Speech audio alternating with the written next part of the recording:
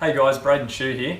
Just want to do a quick recap of what I was up to on the weekend at the Cania round of the Bass-tastics. I've had quite a few messages during the week just wondering techniques and gear. So I'll just run through them quickly. So when I was fishing edges, I was throwing these duo crankbaits. This one here is the M62 5A, this one here is the M65 11A. The 5A gets down to 6 foot, the 11A gets down to 12 foot. I was throwing the 5A on more gradual banks where the 11A would hit bottom and it would just pick up too much weed and whatnot. So that's where I was throwing him. He counted for a few fish. But I pretty much mostly found myself throwing the 11A because I was fishing those steeper edges more so. Just a really good crankbait. It just reflects off a lot of cover easily, doesn't get hung up too much, has a really nice action, and just a really good solid crankbait. I found quite a quick action was getting bites, more so than just a standard kind of roll back, and deflecting off as much cover as what I could. Pretty much, I think, juiced the fish up a bit, and they were just eating it. I didn't find a bank in particular had fish. I just found if you worked enough bank, you'd get the bites regardless of what the bank was, pretty much. So that's what I was doing.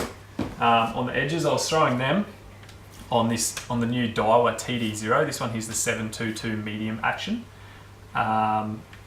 Really good bass rod. This is pretty much the ultimate all-round bass rod. I think you can throw anything from T-ends, chatterbaits, spinnerbaits, jigs, crankbaits, pretty much everything this rod will do for a bass. I've got it matched up to a Daiwa Tatula 100. This reel, again, just a really good all-round reel. Not going to break the bank, just a really good combo, I find this. This one here's got some 10-pound J braid on it and some 12-pound J thread for the leader, and just a really comfortable, really ergonomic rod that you can just throw all day. So secondly, I was throwing these IK 800s. These baits here get down to 20 foot. I was throwing these up the back of the dam on some flats. They were about anywhere from 12 to 16 foot deep. In the mornings, the fish were up on top there, and then when the sun popped up a bit, they'd go and sit on the ledge where it would drop down into the riverbed. They were kind of on top of the ledge and just down a little bit, sitting pretty hard to the bottom. So I found throwing that around really got some bigger bites, some upgrades, and some key bites really for the weekend, which was good. I was throwing those baits on, again, the new Daiwa TD0. This is the 702 medium heavy action. It's just a little bit heavier than the 722.